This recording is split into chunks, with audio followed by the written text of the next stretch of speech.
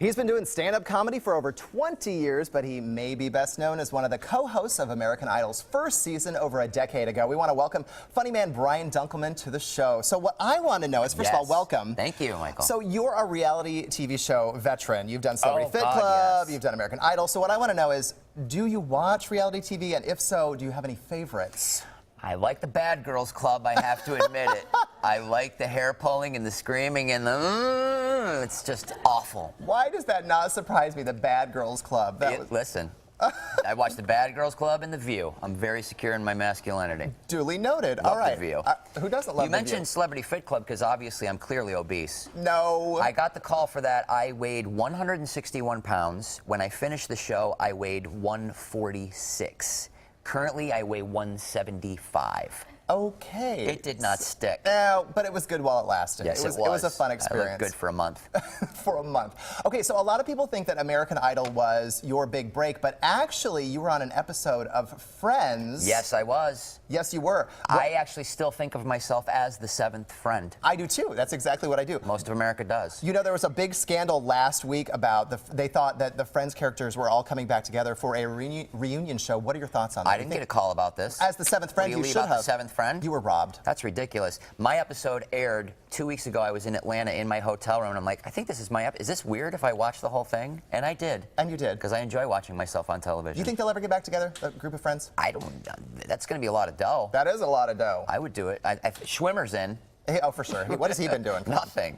Okay, so... Why are we bagging on David Schwimmer? Right, He's a good guy. So, okay, since you've been doing stand-up for so long, what I want to know is who influenced you growing up? Like, who was your first comedy album that you bought? Well, Steve Martin was a big one for me. I have 6 older brothers, which explains why I'm in comedy, because I got beaten daily. But everything that they listened to, I was really into. Cheech and Chong at 4 years old, I remember listening to. So I had no parental supervision whatsoever. Apparently not. Because that's not appropriate. No. But David Letterman was a big one for me, so. Okay, so since you have done it all, where do you feel most comfortable? On stage performing stand-up or doing sitcoms? Or right maybe... here on a couch with you. Oh, you're Morning sweet. television is my favorite. Is your forte? Is there any of that tequila left? No, I know. Let's kick this up a notch. I can smell it on your breath. No. He's No, drunk. I am not He's hammered right now. No.